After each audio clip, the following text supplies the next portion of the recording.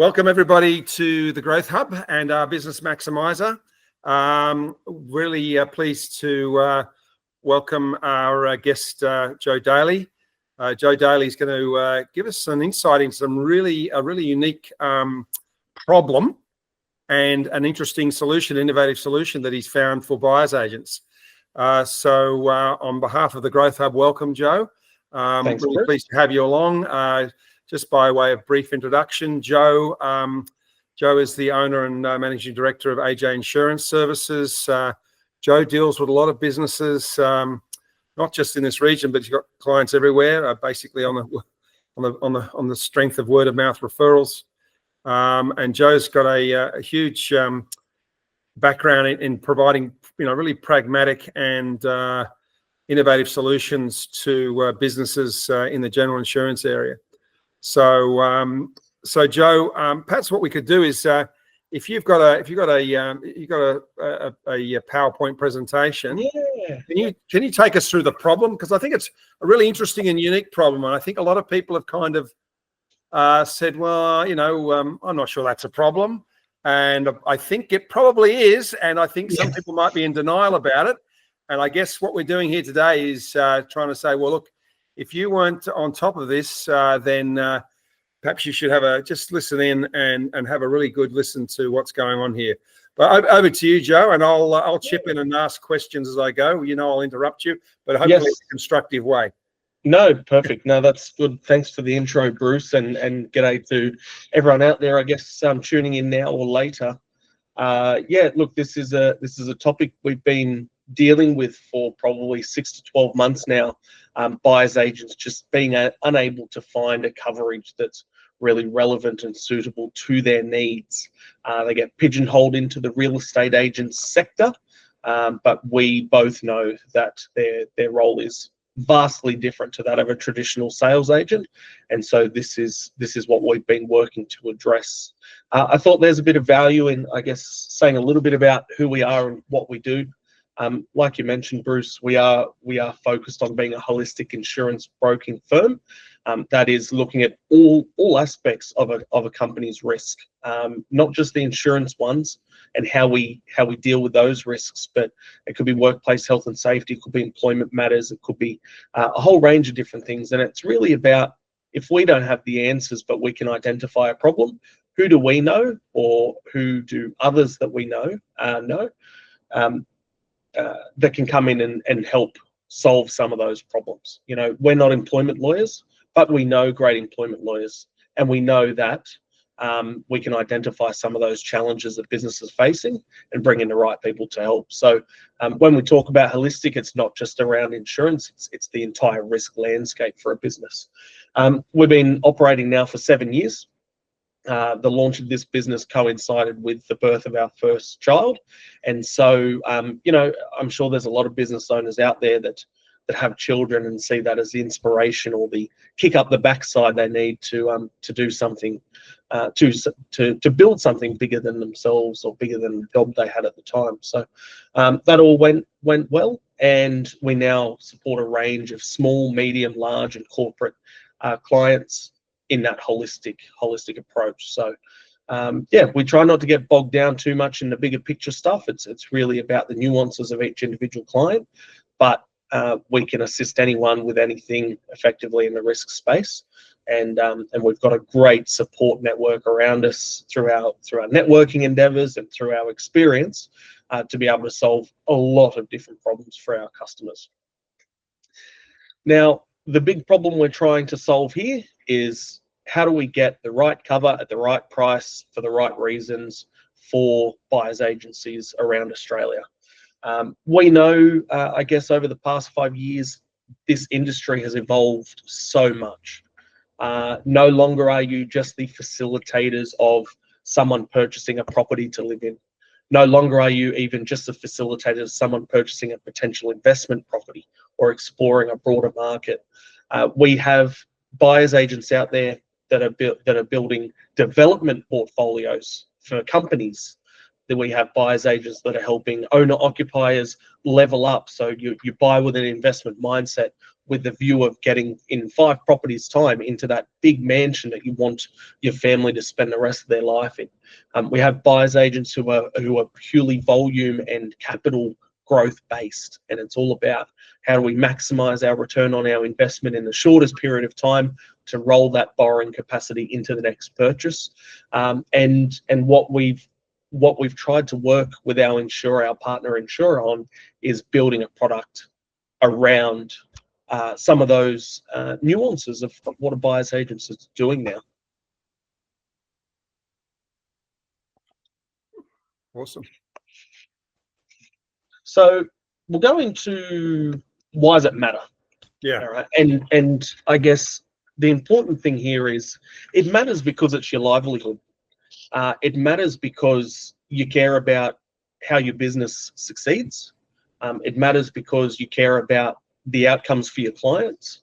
It matters because you're a responsible business professional. And I say that because at the moment, the real estate industry product that is largely being pushed onto buyers agencies is just not fit for purpose. It is so limited in its scope. It is traditional real estate business built. It is property managers. It is selling agents. It might include some business brokers, because they are a pseudo real estate agent. So it is really geared for all of those traditional style real estate services, and it misses out all of the nuance and all of what makes buyers agents fantastic. And a lot of that comes down to if you're providing a holistic service for your clients as a buyer's agent, you are talking about return on investment, you are talking about capital growth, you are talking about risk, you are talking about what the government's looking to develop in the next 10, 20, 30 years. This is all your professional knowledge and advice, and under the run-of-the-mill policy that stands there today, it's typically not insured, and it's such a big part of what buyers agents are doing. It's very rare that you see a buyers agents that's just doing that transaction. It's very rare. They're not just going out and finding a property, helping you move in, and then wiping their hands off it. It's a real journey now. Can I just drill into that a little bit, Joe? Just ask you a question around that, in the sense that, are you saying that most buyers agents probably have a risk, a general risk insurance policy that's sort of been labelled real estate? Yep. Okay, and obviously most real estate agents are quite transactional. Yes. And whilst there might be conversations about, the potential for investment, or, you might be able to put townhouses on this subject to council approval or something, it's a very, very, very small percentage of the conversation they're having. Whereas it's a big part of the conversation. And is that what you're talking about? The fact that the whole focus is quite different between a buyer's agent and a client who's looking to buy an investment property, and be the buyer's agent a buyer's agent for established properties, or a property strategist who's selling new properties. Yeah, spot on, Bruce. So you think about a selling agent, right? And their duty is to their vendor, which is completely fair. Maximize the price, their return.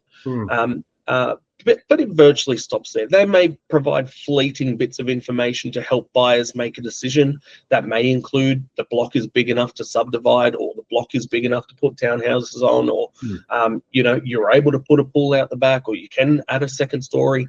But that is not tailored, bespoke advice. And the other thing is, from my experience, most real estate agents will also you need to check with a town planner or talk to council. So they'll disclaim and manage their risk there anyway, because as you say, they're potentially in conflict anyway. I mean, they're doing everything they can to talk up the potential value of the property, sure. Yes. But otherwise, they are representing the vendor. Yeah, and I would also say a real estate agent's role is almost that of a property marketer. You know, that they're out there selling a product, and they're framing that in the best way for their client, and that's exactly what they're meant to do. And we're by no means criticizing that.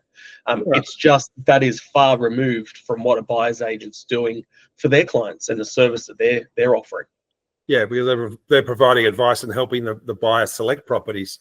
according to that property, that buyer's strategy. Yeah, yeah. I mean, even if you look at, there is very complex spreadsheets that a lot of buyers agencies are using to calculate the cost to hold the property, the projected growth, all the nuances, things like insurance. We have buyers agents where all we're part of our service is just providing them quotes on the properties they're looking to purchase for their clients, so they don't have any surprises. Because if you buy a property in the perfect location, but it's at a flood risk or something, and the premium's going to be 10 times the normal amount, that may make a purchase no longer viable. Right, best to know. Okay, so look, just circling back to the problem is that the standard real estate insurance product it doesn't cover the activity of associated with discussing investment strategy and everything else. It's a problem, right? There's just simply not covered in most cases, right? Correct. Yeah. So what we typically see in a policy wording for a buyer's agency is an investment performance exclusion or an investment advice exclusion, and there's other nuances that we've added into the policy that we'll touch on shortly. Oh, okay. They're actually excluded. The physics. Sorry to cut you off there, but they're specifically and explicitly excluded in the policies. Correct. Yeah. Right, So not just a it's vaguely not included. It's silent or whatever. Yeah. It is in most cases explicitly excluded. Right. Well, that's a real issue for people who want to do the best for their clients in this buyer's agency and property strategist space, right?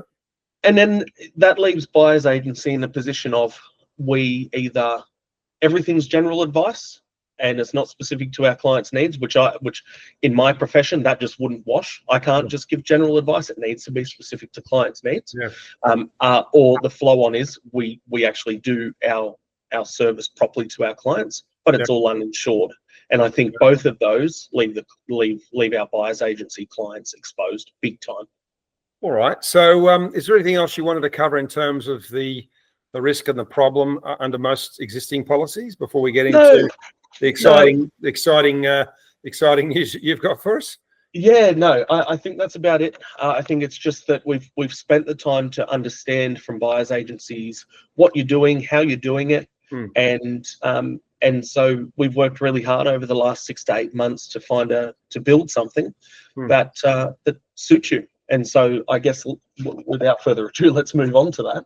Yeah, sure. I'll flip to the next slide. So look, this is a small snapshot of some of the things we've tried to fix or make clearer or provide coverage for. Our list of changes is about 25 items deep, from a conventional policy to our bespoke wording. But these are what we see as the core 5 that are affecting buyers agencies around the country. So if we just touch on just a little bit about each item. So if we start with the investment performance advice, so that is, I'm a buyer's agency, and I say to my client, based on all the data and all the metrics that we've given you to help make a decision, we believe that this property is going to appreciate 10% compounding over the next 10 years. At the end of that 10 years, as an example, it's only gone up 5%. I then, make a suit against the buyer's agent for the other 5% that I was expecting to get, and I based my decision around. You would have coverage, and keep in mind, to everyone, this coverage is not just about reimbursing people because they didn't get the same amount of money they thought they were going to get, the same amount of capital growth. It's also about defending you. It's about having the legal costs associated with these suits. I was going to ask about that. So it covers the legal costs as well. Yeah. Correct. Yeah. It's about, because there may be no merit. People who are giving this sort of advice, even financial planners, they're not guaranteeing a return. They're saying, based on all the data and all the metrics and all the information we have at hand, we believe it could do X, Y, and Z. And so we're not asking you to guarantee. We're not asking you to give modest figures. We're not asking any of that. All we're saying is, if someone comes to you and says, I didn't get the return I expected and I want to be compensated for that, this policy will respond to cover the legal costs. And then if the legal costs, if the legal process happens and you are seen to be liable or negligent, or there is some form of balance payable off the back of that, the policy will also cover that aspect. Awesome. All right. What else can you tell us about this then? The property development. So this is a big one. We're starting to see buyers agents more and more frequently move into the development space, not necessarily for themselves, but they might come in and they might say, you know, hey guys, you're looking to develop 5 sets of townhouses over the next 5 years. I'm going to find the perfect sites. I will project manage them. I will run this process for you. It will cost money, but that's okay, because at the end of it, we expect to get X amount of return. So you've got the investment performance advice being covered in that process, but also the fact that you are able to actually do the property developments. You are able to be a part of that process and advise clients, if you've got the experience, that something is a sound development opportunity and that a client should invest in it. And we're seeing this more and more. There was a lady from inner Sydney. She is exclusively working for small and medium property developers as part of their acquisition team. So she goes out and finds viable properties, hands the options back to the development company, and they will then do their due diligence and ensure it's a viable option. But she can then project manage that for them. And that's something that's blanket included in every single one of our buyer's agency policies now. Wow. Okay.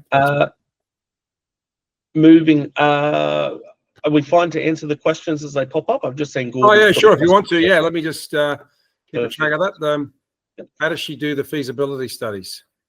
Not in this case, Gordon, but we could look to include that if the buyer's agent had the professional knowledge and qualifications and/or experience to be able to do the feasibility studies.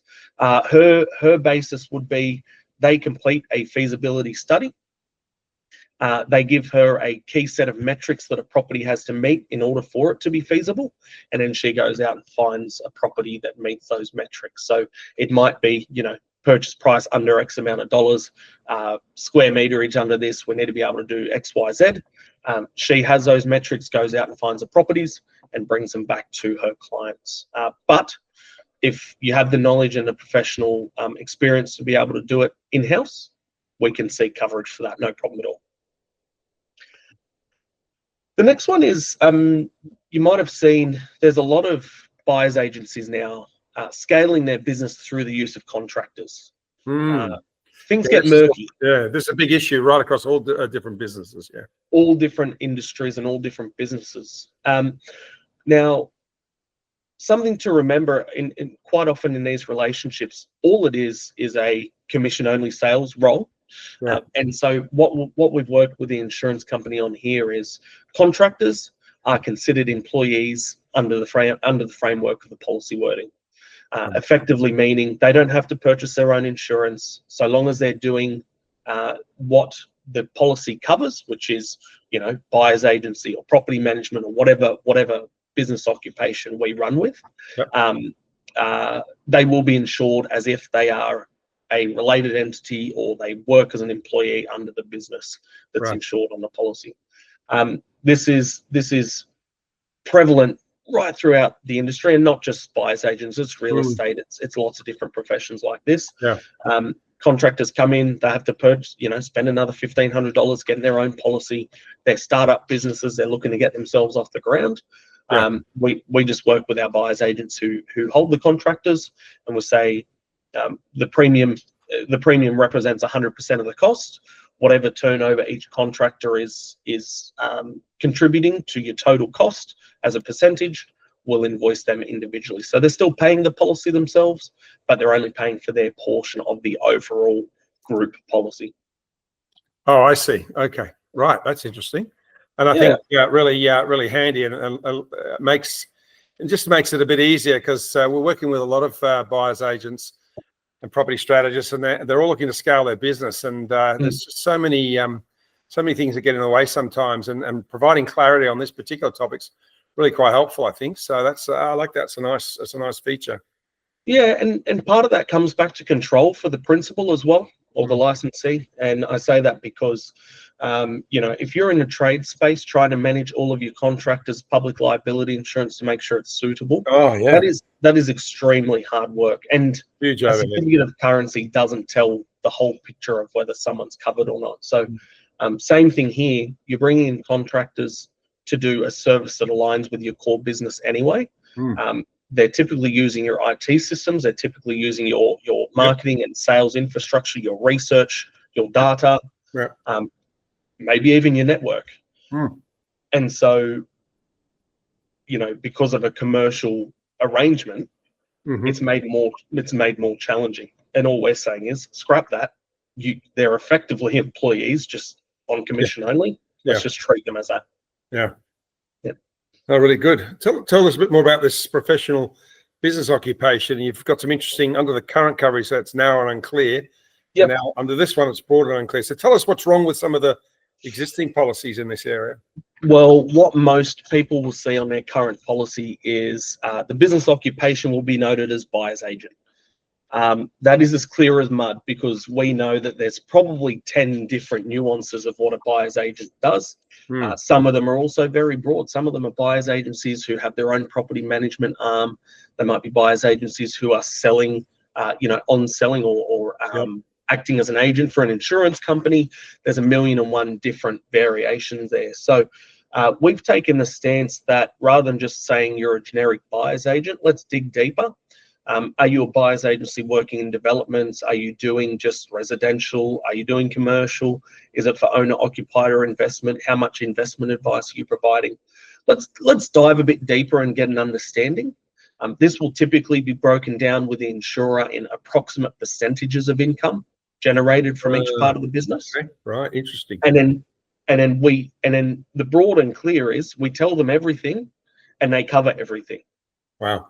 There's no surprises at claim time. If you're a buyer's agent who's doing developments, you lodge a claim and they say, no, you told us you're a buyer's agent. And we expected that to be the very basic form of a buyer's agent, helping someone move from one owner occupied property to the next one.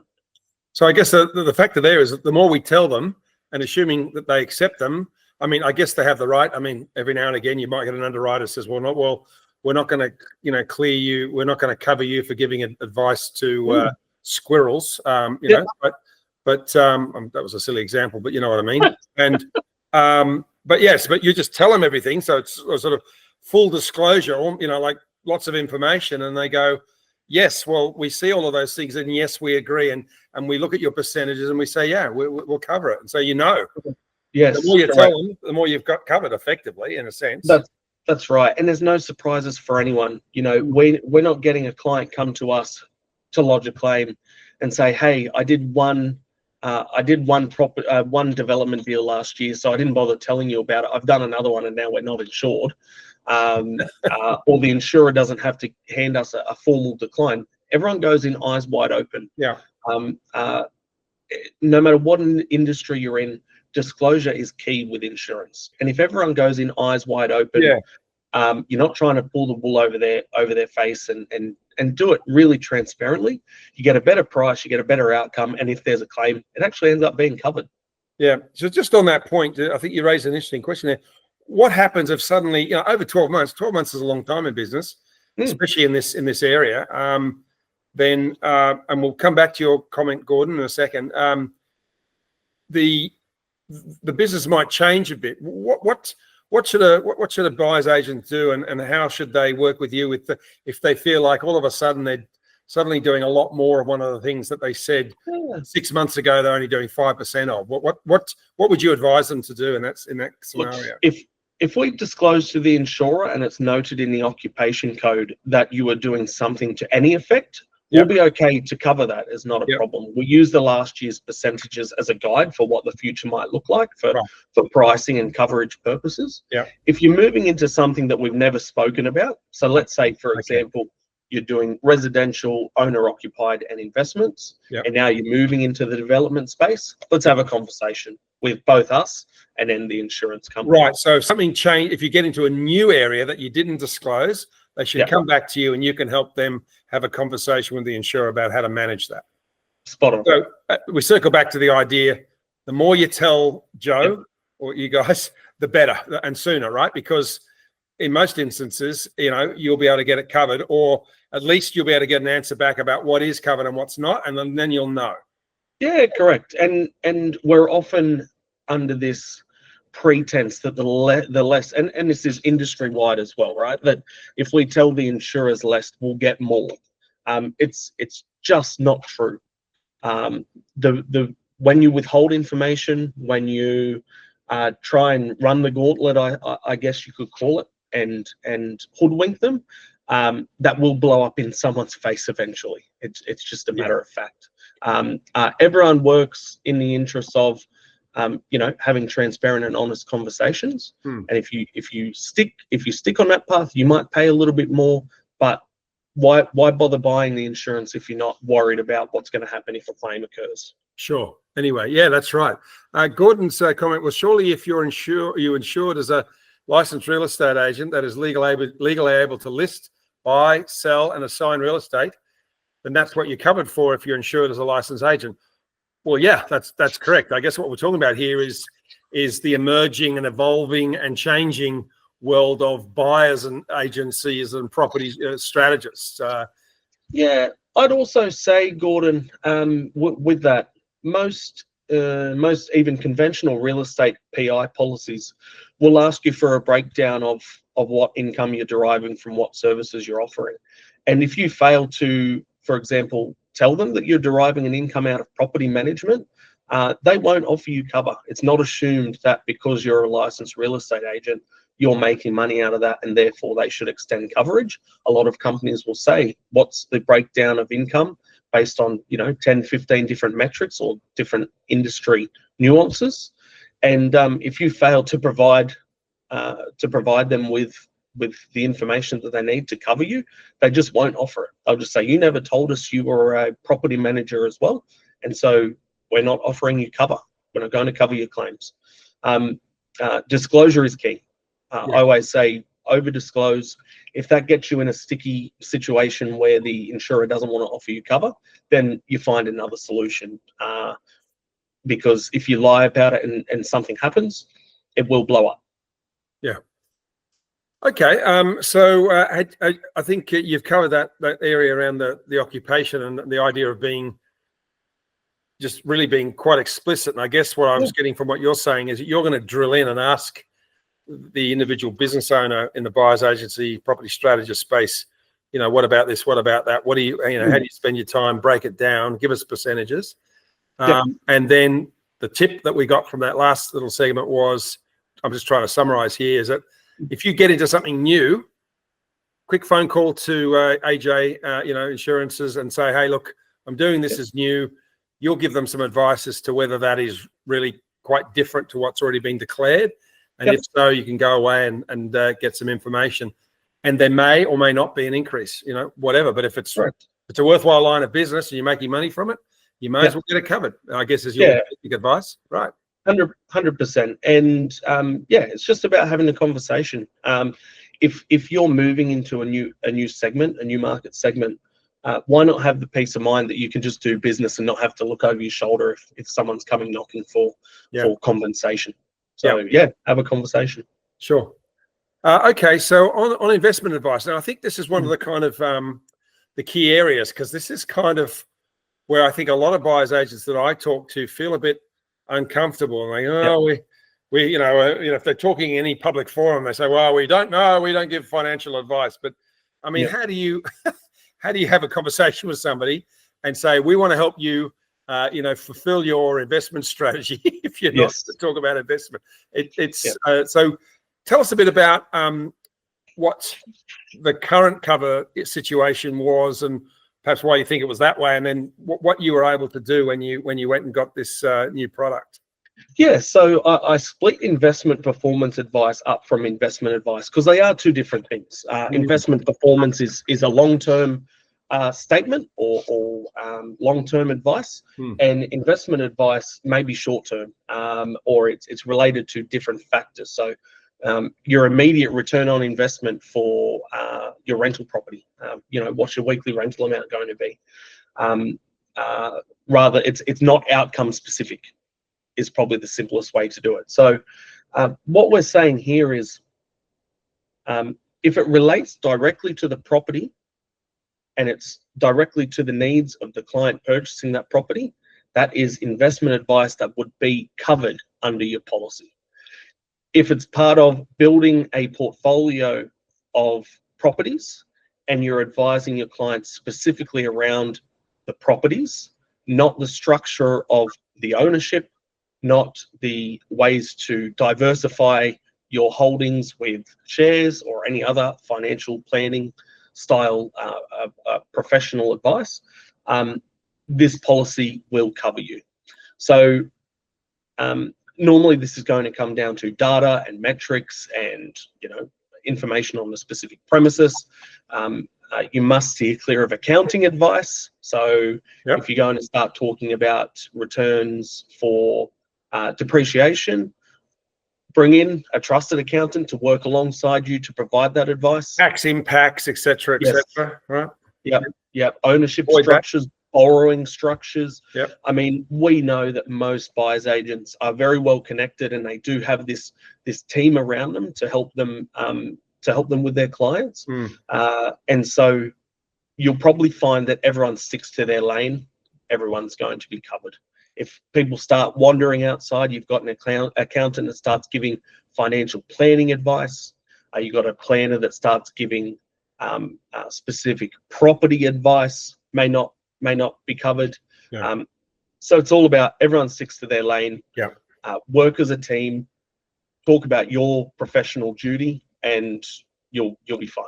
So just to sort of summarize that, and please correct me if I've got it wrong, because there was a lot in that, is that basically this policy will cover buyers agents, property strategists with respect to their advice, with respect to the investment of a specific set of properties that are being considered, perhaps in a short list, and some characteristics around both the performance, which was up at the top, but also from an investment strategy point of view.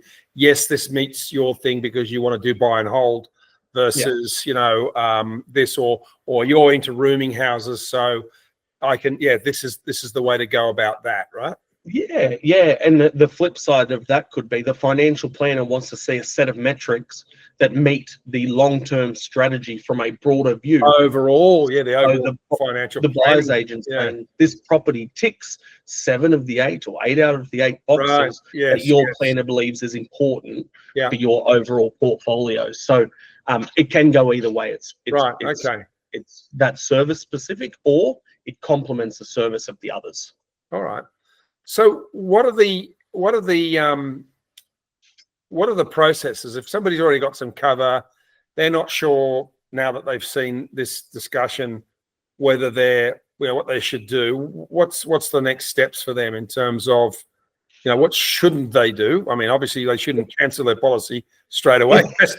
That's of course. Right. So what's the next steps from your perspective? Look, for us, the easiest thing is we can jump on a 5-minute, 10-minute Zoom with you with your policy documentation, and we can literally give you a transparent answer. This is what your coverage is. This is what it's not.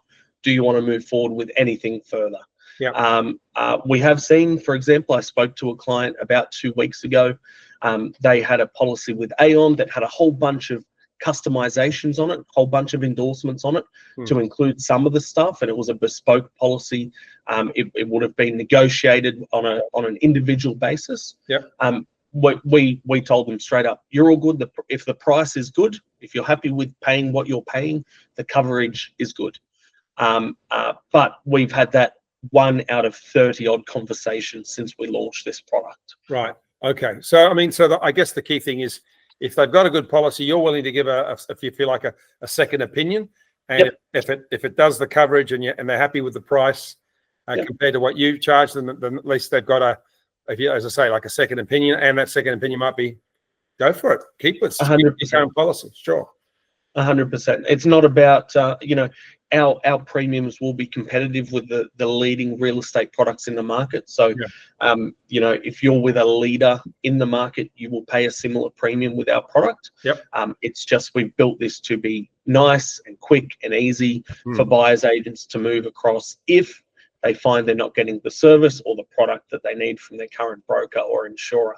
I would say, if we're talking about the broader market, if you're with any well-known insurer or any well-known aggregator who's doing a comparison style service, you won't have any of these coverages. Right. Okay. Well, I mean, so there's the challenge, I guess. We'll put it out there to the buyers agents community that we support, and basically the opportunity is to reach out and have a chat to the team at AJ Insurance Services. Gordon, do you have any other questions before we sort of round up? And just in case Gordon's jumping in there, I'd say come through the Growth Hub team, guys. So speak to Bruce or Cheryl or any of the team. They can connect you with me as we flick this around to different referral partners and through the network. My contact details will be included in everything, but feel free, if it's of urgency, have a chat with the Growth Hub team and they'll connect us up as well. Yeah. So if you're talking through your champions or the champions heroes, just let us know. Just let us know you've heard about this, and probably it'll most likely Cheryl or myself who have a quick chat with you and just get you connected with Joe and his team.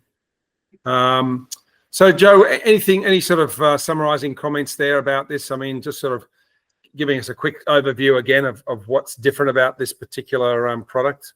Yeah, look, I guess, if you're out there as a buyer's agency and you're giving any sort of advice to the future performance or the future endeavors of someone's property portfolio, this is a worthwhile discussion to take further. Sure. It's a worthwhile time spent to just dot the I's and cross the T's. We'll have a chat with you about other aspects of your business. It might be how you're managing some of those other risks that aren't directly insurance related. That could be managing client correspondence, managing cybersecurity, public liability. We can do all of those insurance products as well. Yeah. But I think, at its very basic form, if you're giving any sort of property-based advice in your role as a buyer's agent, let's have a conversation and see that everything's good to go moving forward. Yeah, awesome. Gordon said he's great, and he's going to go back and have a quick look at his insurance policies and might reach out. And anybody else who's listening to this, please feel free to reach out to us here at the Growth Hub, either through myself or Cheryl. So that's Cheryl at thegrowthhub.io or Bruce at thegrowthhub.io. Let us know. We're happy to have a chat about it. If you're not sure, give us reach out, and we're happy to have a quick chat. And then, as I say, if it looks like there's an opportunity for Joe to give you a hand, and the nice thing about it is, in 5 or 10 minutes, Joe will be able to tell you, what your level, what your risks are and whether you're covered or not, and it'll just be good to know. Sure. Always with insurance, it's the sort of thing you don't like to pay, but you hope you never have to use it. But you're really, really happy when the day comes and you need it. And yes. It's one of those things that we hope we never have to use. But it's there to help us sleep at night. And especially when things aren't going quite to plan. It's kind of good to know that we can just rest a bit easy. Look, guys, thank you, everybody. I think that's worth worth thinking about. Thanks again, Joe, for coming and spending time with us. Thanks for your leadership and innovation in thinking about a problem for an emerging industry like this. That's very important to the Growth Hub, and we appreciate the fact that you've put the effort in to design something that's a bit of a hidden issue. People didn't really like to talk about it, but it was there, and now it's out in the open. So we've all got to be sort of open about it, and let's just get on and find out. Let's find out what the answer is, and best to know. That's it. Spot on. All right, thank you. Thanks, Gordon. I think that's there. I think what we'll do is we'll wrap up now at this point.